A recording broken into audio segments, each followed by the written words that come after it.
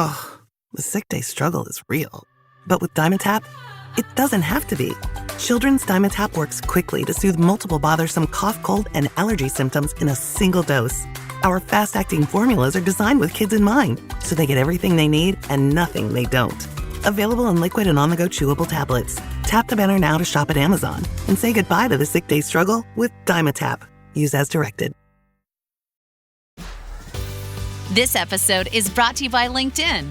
Psst, healthcare pros, word's out, and it's too good to keep quiet. Look, LinkedIn is revolutionizing job hunting, making it possible to search by specialty, shift preference, and salary. Endless scrolling is out. Whether it's a mental health therapist or dental hygienist, finding the perfect role is faster and easier than ever. Head to linkedin.com/healthcare and start your search today.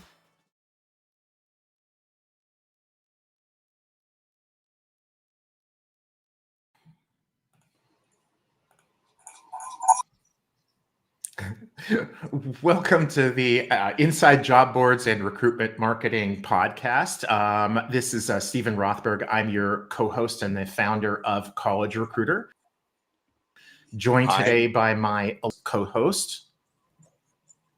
I'm Peter Zollman, and that grave wince was because it sounded like we were getting some horrific echo and feedback. Welcome. Thank you, Mr. Stephen. And we've got Richard Collins with us from south of London. He is founder and CEO of CV Resume Wallet, and he's a serial entrepreneur who's done a lot of stuff. The episode is titled something about CPQVA, and we'll ask him what the heck is CPQVA, because what is CPQVA? But we're going to start with what is CV and Resume Wallet, and what was your big announcement about programmatic? Hello, everybody. Thanks for inviting me along, Stephen, Peter. It's very nice to be here. So, where shall I start? CV Wallet, shall we? Is a good place, or a bit of background? What would you prefer? Maybe tell us about a little bit of background about like how you got here, because I think that's really relevant. Yeah, okay. Because I think, as you say, that's part of the journey, isn't it? You know, you kind of end up doing one of these things, and the journey is a big part of it. But, you know, I've been you're still on the Indeed payroll, right? No, I'm not. Sorry, couldn't resist. No comment. But yeah, 1995 started doing all this kind of digital marketing recruitment thing. So my background originally was selling recruitment ads in the back of a magazine, and then I worked as a recruitment consultant. But in 1995, 96, I ended up running my first job board, and then sort of since then done a few startups, co-founded three businesses that we've exited. So the first one was an ad agency, second one was a recruitment marketing agency, and I think the one that people probably know me best for was our most recent one, which was ClickIQ, that I say we sold to Indeed in 2019. Stayed on there for a few years, Peter, and left last year to set up CV Wallet.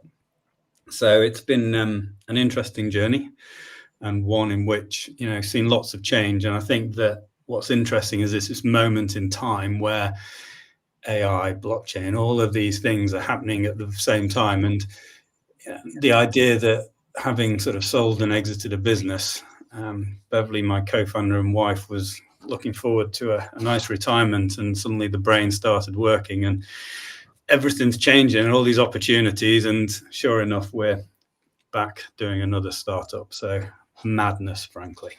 So CV Wallet / Resume Wallet is? Yeah, it's interesting question. It's we kind of a talent marketplace, for want of a better word, in that, you know, we bring recruiters and job seekers together. But what we're actually trying to do is we're trying to get to a point where we can deliver qualified, verified applicants for employers, basically. And we do it in sort of three sort of core parts of it. So First is obviously there's a kind of sourcing piece. So we built this programmatic sourcing technology, which is kind of cool. So that sort of generates applicants. We then have a verification platform, which is what we put through to get from clicks and applicants, and that's a way that we turn them into qualified and verified applicants. And then the third part is the job seeker app, and that's actually the most important part of those three things, because what that does is it allows our job seekers to, when they've gone through a verification process, store that data on their phone in an app so that they can reuse it in the future.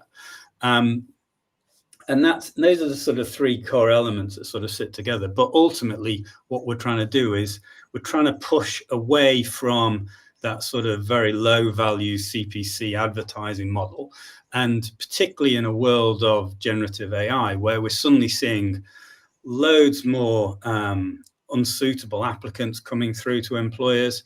Those applications are increasingly homogenous. They all look the same because they're written by generative AI.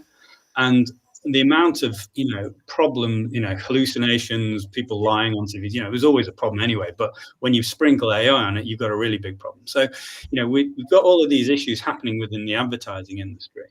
And the thing that we believe more than anything is that actually what we want to do is we want to deliver the people who are the right ones for the job, the shortlist. We're not trying to find magically this is the one person that you will hire. We want to find the 5% of those people who've applied that you want to go on an interview. And if we can do that in a automated, low cost way, then that's basically what we're trying to deliver.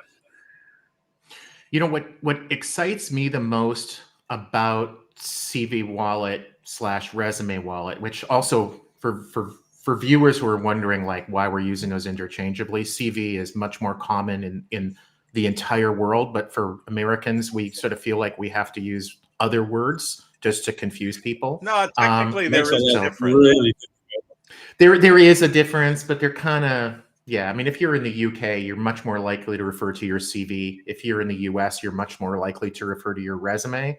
But for all intents and purposes, it's kind of like a document that summarizes the work you've done, where you've gone to school, that kind of thing. In any case, when I started to hear about CV Wallet and understood the difference, the problem that you were trying to solve, it was apparent to me that you're trying to do something that almost nobody else is, which in my mind is that verification. Are you a real person, first and foremost? And also, did you actually go to that school? Did you actually have that job? And I've seen you write a lot about the use of AI by candidates, real or fictitious. And maybe you can talk about the verification, why you're doing that, how you're doing that, the benefit to the customer. Hey, this is Brent Skinner, host of Small Talk Window here at the Work Defined Podcasting Network. Have you ever wanted a short podcast to listen to during a coffee break of your workday? You've come to the right place. My guests dispense with the small talk as quickly as possible and settle into a meaningful conversation around the world of work. So when we first started out, what we wanted to do was, and the reason we started with the app, we believe that a job seeker should be able to own and control all their data. I've got all these privacy issues, and particularly in Europe, the whole GDPR thing that goes on. We wanted to allow job seekers to store all this information on their own phones in a kind of decentralized manner. But we also wanted to let them prove what they're saying, because, it's things like it actually started out where our daughter was applying for one of the big 4 accountancy firms. And they put her through an assessment. And then she applied for the other 3, and they did exactly the same assessment. And we thought, what if we could store that proof that she's done that assessment, and then other people could find her based upon that storing of proof, right? Saying, I've got this skill, I can prove this skill. Now can employers find my details based on that? So that's where we started out from.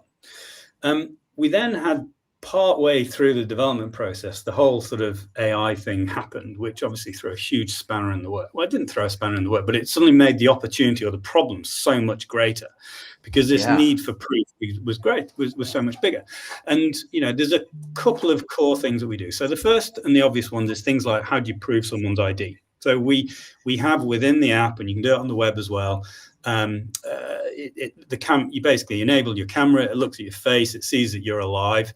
You can then upload your official government ID passport. It then compares your picture to that, pulls the details, stores that information. So that person is who they say they are. They are an actual human being. And then it's about things like, what about your skills, your qualifications, your experience? And each one is slightly different. And it generally is about integrating with third-party databases through APIs. There's a bit of blockchain stuff in there. And we definitely see that as being important in the future. But I think people get a little bit obsessed with the blockchain thing. For us, it's just, if you're going to verify something, there's 3 ways you can verify something. You can say that you've done it. You can upload some proof. So here's my certificate that I have done it. Or I can ask the person who's issued that particular piece of information, has that individual actually done it? Peter, question. So we haven't yet gotten to the, what on earth is CPQVA, or is it QCP or whatever? And this I think is the value in my mind. This is what's really exciting from the customer standpoint. And we're running out of time, so take about 1.5 minutes, and then we're going to wrap you up. So, we lived in a world, haven't we, from CPC, and then we sort of gradually moved to cost per application. And an application, particularly in a world of where you're getting so many of them, in any advertising campaign, you throw away 95% of the people who apply. Yeah. So we're interested in the 5%. So we want to know is, firstly, are they qualified? So CPQA. And secondly, can we prove in some way that they are who they say they are and qualified in the same way? So that's the V. So there we get for cost per qualified and verified applicant. And that's ultimately what we're trying to deliver. And that, I believe, is as close to the higher as you can get or would want to get from a sourcing advertising perspective. So run through that again. Cost per qualified and verified applicant. Sounds kind like of works, doesn't it? Sounds like if it's not quite the holy grail, it's pretty close. It is, yeah. I think so. Yeah, I mean, I as an owner of a job board, if we could go to our customers and say, this candidate meets your minimum level of qualifications, which as an industry, we have to figure out what that means, and that they're actually a real candidate. That, those are 2 different things. We're seeing a lot more use of AI to pretend to mimic candidates. Lots of stories about cybersecurity, people pretending to be IT workers. They're actually not actual humans. Then they get access to your systems, and big problems with that. Or they live in North Korea, or they live in, somewhere where they cannot necessarily be trusted. So, correct. And what we're trying to do is to help, provide the technology that allows job boards to enable this stuff. Our route to market is very much through partnering. So, we've just announced a partnership program along that verification piece that allows us to take that technology, add it on top of existing job boards technology, and deliver that type of experience for their clients. Well, and I understand we'll see you at RecBuzz, where you can talk more about it. Absolutely. Okay. On that note, I think we have covered CPQVA. We have covered AI a smidge. We have covered CV Wallet, Resume Wallet, and we've covered up Stephen long enough that he can now come out from under his blanket in frigid Minnesota and go on with the rest of his day. Awesome. Thank you, guys. Peter is fun as always, mostly because of our guests. Thank you very much for having me. Appreciate it. Thanks. Cheers, Richard. Take care. Okay, guys. Bye-bye.